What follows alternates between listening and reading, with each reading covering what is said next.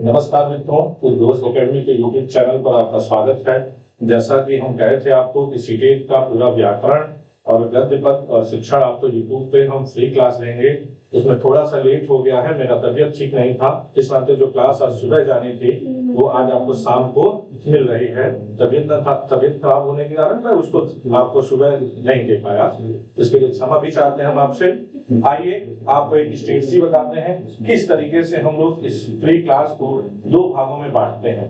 पहली बात तो जब हम पढ़ाएंगे आपको तो जो इस क्लास को दो भागों में बांटते हैं। दो भागों में इसलिए बांटते हैं कि कुछ लोगों को हो सकता है थोड़ा व्याकरण पढ़े उड़े हो तो उनको गद्य पद पढ़ने में कोई दिक्कत ना हो, तो इसलिए इसको दो भागों में बांटते हैं कि सोमवार से हम शुरू करेंगे।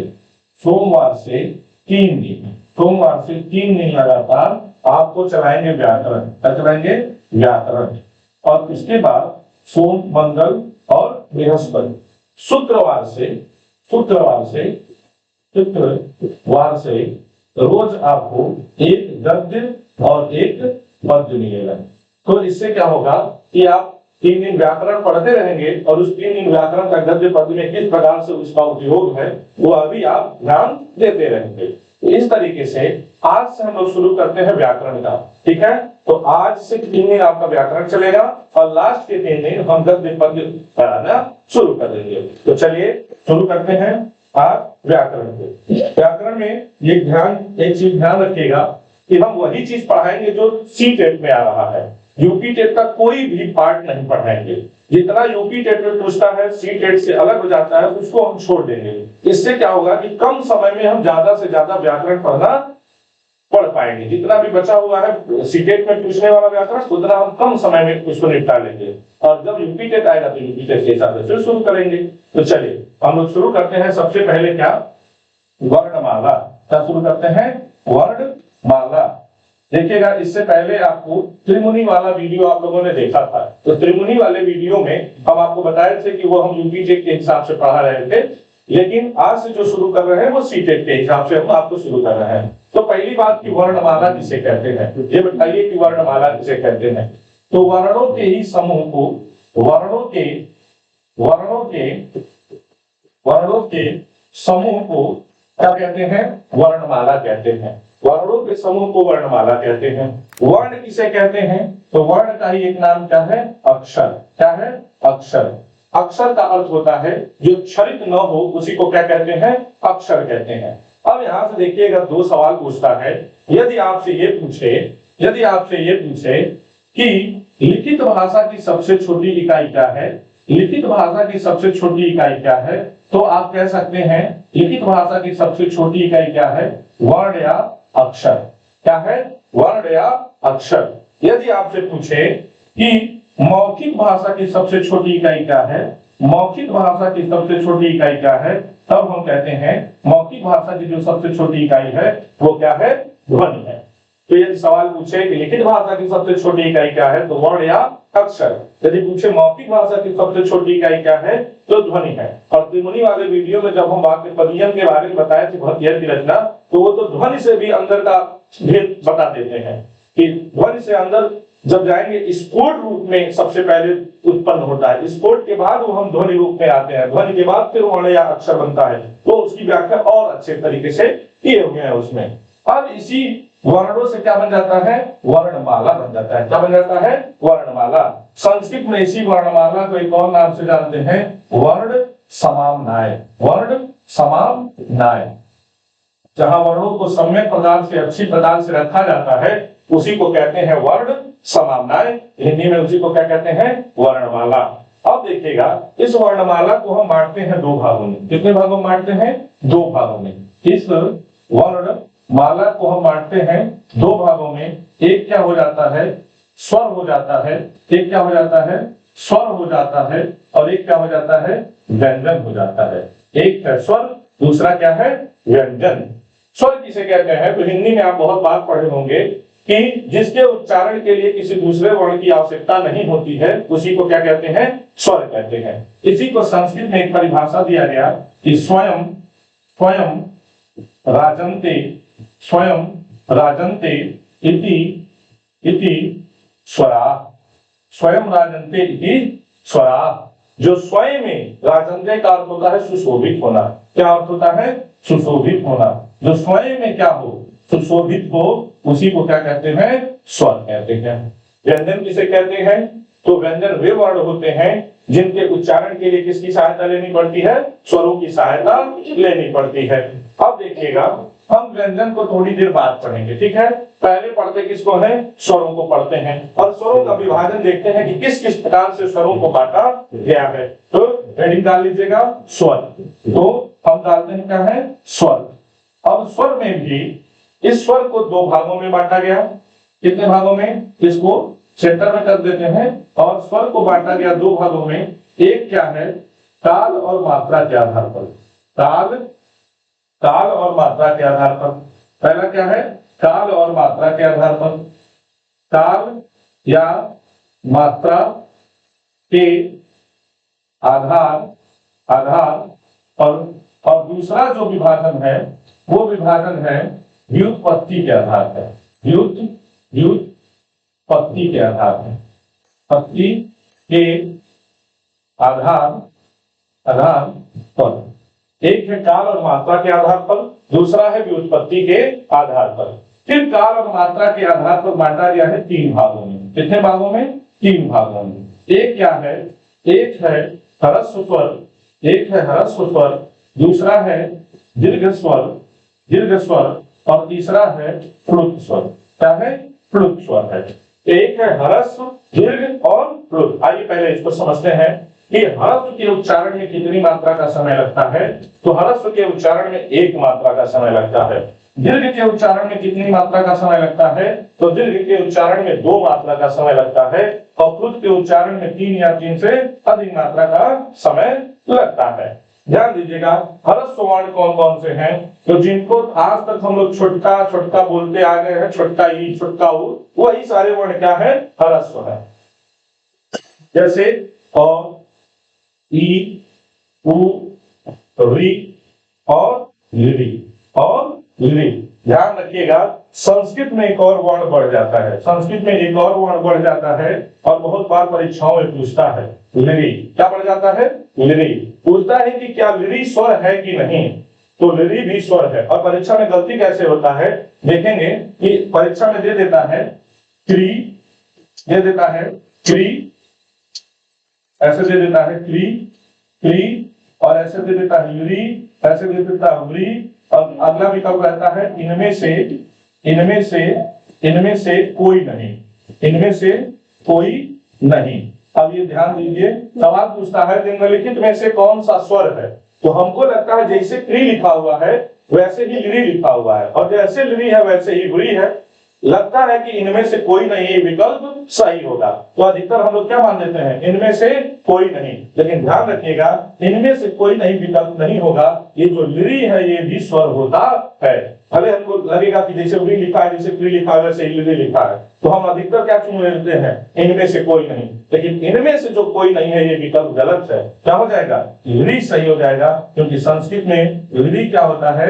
एक स्वर होता है। तो इस बात पे ध्यान रखिएगा, अ, ई, उ, री और लिरी ये क्या है? ह्रस्व स्वर है। दीर्घ स्वर में आते हैं तो इन्हीं का दीर्घ, अ का दीर्घ क्या होता है? आ, ई का दीर्घ क्या होता है? बड़ी, उ का दीर्घ उ, री का दीर्घ री। ध्यान रखिएगा, जब इसी को 2 बार घुमा देते हैं, यहाँ 1 बार घुमाते हैं या 2 बार जब घुमा देते हैं तो इसी का क्या हो जाता है? दीर्घ हो जाता है।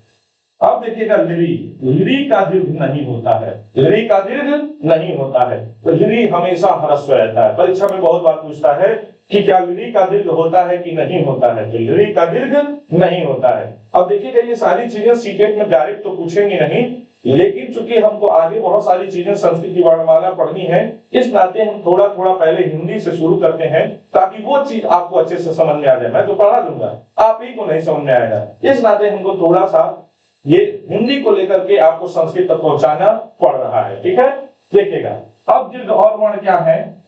इसके अलावा ए, ऐ, ओ और औ। अब देखिएगा, कुछ सारे वर्णों का हो सकता है।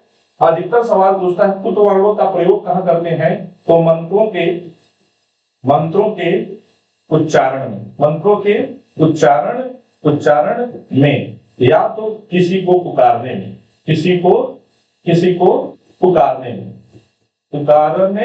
में, मंत्रों के उच्चारण में या तो किसी को पुकारने में। ध्यान रखिएगा मंत्रों के उच्चारण में कैसे प्रयोग करते हैं, तो आप अधिकतर बोलते होंगे ओम। क्या बोलते हैं? ओम। तो ओ के बाद इस तरीके से लिखा होता है ओम। तो ये जो तीन की तरह लिखा होता है, तीन की तरह ये जो लिखा होता है, यही प्लुत का चिन्ह है। ये बताता है कि प्लुत क्या है, तीन मात्रिक है। इससे पहले वाला जो वर्ण है ये क्या कहलाता है? प्लुत कहलाता है। तो जब हम ओ बोलते हैं, ओम बोलते वक्त, तो ओ को देखेंगे बहुत देर तक बोलते हैं, ओ, फिर बोलते हैं मौ जल्दी बोल लेते हैं। तो यही बताता है कि ये वाला वर्ण क्या है? प्लुत है, और इसका चिन्ह इसी तरीके से लगाया जाता है। ठीक है। अब देखिएगा किसी को पुकारने में, पुकारना भी दो तरीके का होता है, एक पास से पुकारना और एक दूर से पुकारना। कभी भी पास से पुकारने में प्लुत का प्रयोग नहीं होता है। हमेशा प्लुत का प्रयोग कहाँ होता है? जब किसी को दूर से बुलाते हैं, तो चिल्ला के जब बुलाते हैं तो प्लुत का प्रयोग होता है। पास से बुलाने में प्लुत का प्रयोग नहीं होता है। इस तरीके से आप देखेंगे काल और मात्रा के आधार पर ये जो विभाजन था, क्या था? ह्रस्व, दीर्घ और प्लुत में इसको हम क्या कर दिए थे? बांट दिए थे। अब देखिएगा संस्कृत में एक श्लोक है, संस्कृत में एक श्लोक है। यह श्लोक बहुत बार पूछता है, ये श्लोक बहुत बार पूछता है कि एक मात्रा, द्वि मात्रा, तीन मात्रा, जो आप पहले से जान चुके हैं, उसी को एक श्लोक के रूप में कहा गया है। एक मात्रो भवेत ह्रस्वो, एक मात्रो भवेत ह्रस्वो, द्विमात्रो दीर्घ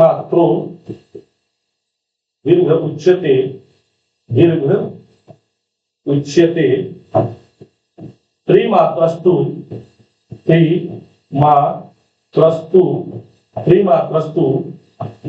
कृतो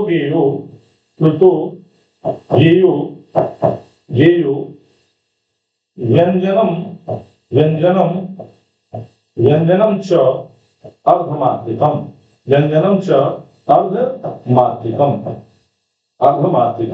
अब ध्यान से देखिएगा, कहा एक मात्रो भवेत ह्रस्वो, एक मात्रा होती है किसकी? ह्रस्व की। आप पहले से जानते हैं एक मात्रा किसकी होती है? ह्रस्व की।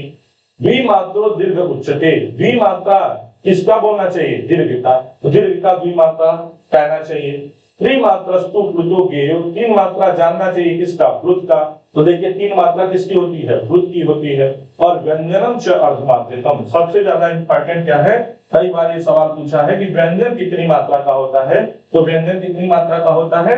आधा मात्रा का होता है। कितनी मात्रा का होता है? आधा मात्रा का होता है। इस तरीके से इस स्वर का एक विभाजन हम लोग पढ़ लिए, कौन सा? काल या मात्रा के आधार पर। अब दूसरा विभाजन जो हम पढ़ने जा रहे हैं वो कौन सा है? व्युत्पत्ति के आधार पर। चलिए अब दूसरा विभाजन हम लोग इस स्वर का पढ़ने जा रहे हैं, किसके आधार पर? व्युत्पत्ति के आधार, व्युत्पत्ति के आधार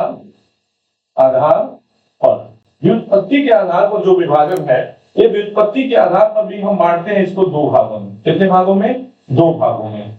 कौन कौन सा? एक है मूल स्वर, क्या है? मूल स्वर। दूसरा क्या है? संधि स्वर। क्या है? संधि स्वर। कहीं कहीं मूल स्वर, संधि स्वर लिखा होता है, कहीं संधि स्वर लिखा होता है, कई प्रकार से लिखा आपको मिल जाएगा। ठीक है। तो मूल स्वर जो है वो जितने भी ह्रस्व वाले हैं वही मूल स्वर हैं। वही क्या है? मूल स्वर है। कौन कौन से? अ, ई, उ, री और री, यही पांच के पांच क्या है? मूल स्वर है। संधि स्वर क्या है? ऐसे स्वर जो दो स्वरों से मिलकर बनते हैं उन्हीं को क्या कहते हैं? संधि स्वर कहते हैं। जैसे आ, जैसे ई, जैसे उ, जैसे री। ठीक है। किससे मिलकर बना हुआ है? तो देखिएगा आ जो है वो अ प्लस अ से मिलकर बना है, जिस नाते इसको क्या कहते हैं? आ कहते हैं। ई किससे मिलकर बना है? ई प्लस ई से मिलकर बना है, इस नाते ये क्या हो जाता है? बड़ी हो जाता है। उ किससे मिलकर बना है? उ प्लस उ से मिलकर बना है, इस नाते ये बड़ा उ हो जाता है। री किससे मिलकर बना है? री प्लस री से मिलकर के बना है, ये हो गया क्या है? दीर्घ। देखिएगा इन चारों को सवर्णी कहते हैं। क्या कहते हैं? सवर्णी कहते हैं, सवर्णी कहते हैं। सवर्णी क्या होता है? जो जिनका उच्चारण स्थान समान होता है उन्हीं वर्णों को सवर्णी कहते हैं। ऐसा नहीं है कि समान वर्ण से मिलकर बने हैं इतना के सवर्णी है। अरे इसका भी उच्चारण स्थान क्या है? कंठ है। आपका भी उच्चारण स्थान कंठ है। इस नाते कंठ कंठ वाले से मिलकर कंठ बना है, इस नाते क्या कहलाता है? सवर्णी कहलाता है। चार वर्ण और हैं शब्द स्वर में देखेंगे तो चार वर्ण और हैं। कौन कौन से हैं? तो वो है ए के बाद ओ फिर ए फिर औ। देखिएगा मैं थोड़ा सा अलग लिखा हूं, जैसे को लिखा मिलेगा। ए के बाद हमको ए लिखना चाहिए था, लेकिन ए के बाद ओ लिखे हैं। क्यों लिखे हैं अभी आपको समझाते हैं। ये बताइए ए किससे मिलकर बना है? और प्लस ई से। अब पहले तो और सब में लिख दीजिए, पहले तो और सब में लिख दीजिए और यहाँ पर भी और। अब देखिएगा और प्लस ई से मिलकर क्या बन गया? ए बन गया। फिर और प्लस जब ए से जोड़ देंगे तो क्या बन जाएगा? ए बन जाएगा। ओ किससे मिलकर बना? और प्लस ऊ से मिलकर क्या बन गया? ओ बन गया। और जब ओ बन जाएगा तो फिर ओ को जोड़ देंगे तो बन जाएगा औ। तो देखिएगा ए किससे मिलकर बना? अ और ई से। ओ किससे मिलकर बना? अ और ऊ से। ए किससे मिलकर बना? अ और ए से। औ किससे मिलकर बना? अ और ओ से। अब ध्यान से देखिएगा, एक पास लिखने का कारण ये था कि इन दोनों में ए का चिन्ह, इन दोनों में ए का चिन्ह क्या है? इस तरीके से। ओ का चिन्ह क्या है? इस तरीके से। इसका चिन्ह क्या है? इस तरीके से। इसका है इस तरीके से।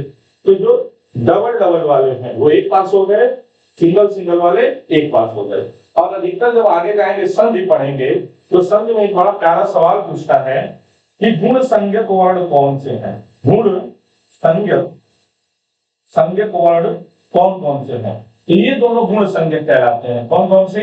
ए और ओ, ये दोनों गुण संज्ञक। इनके साथ अ भी बढ़ जाता है तो अ, ए और ओ क्या कहलाते हैं? गुण संज्ञक कहलाते हैं। क्या कहलाते हैं? गुण संज्ञक कहलाते हैं। पूछेगा कि वृद्धि संज्ञक वर्ण कौन से हैं? वृद्धि संज्ञक वर्ण कौन से हैं? वृद्धि संज्ञक वर्ण कौन से हैं? तो वृद्धि संज्ञक वर्ण है आ, ऐ और औ। ये दो वर्ण है, वो कैसे है? वृद्धि संज्ञक वर्ण है। तो देखिएगा हम लोगों ने क्या पढ़ा? हम लोगों ने पढ़ा स्वर। पहले तो पढ़ा वर्णमाला को दो भागों में बांटे, एक स्वर और दूसरा क्या था? व्यंजन। फिर स्वर को कितने भागों में बांटे? दो भागों में, एक काल और मात्रा के आधार पर, दूसरा किसके आधार पर? व्युत्पत्ति के आधार पर। काल और मात्रा के आधार पर तीन भागों में, ह्रस्व, दीर्घ और प्लुत। ठीक है, ह्रस्व कितने हैं? 5, दीर्घ कितने हैं? 8 और प्लुत सारे के सारे वर्ण क्या है? प्लुत है। प्लुत का प्रयोग मंत्रों के उच्चारण में या किसी को पुकारने में। ह्रस्व कौन से हैं? अ, ई, उ, री और रे। दीर्घ कौन से हैं? आ, ई, उ, री, ए, ऐ, ओ, औ। प्लुत क्या है? तो प्लुत का प्रयोग क्या करते हैं? मंत्रों के उच्चारण में या किसी को पुकारने में।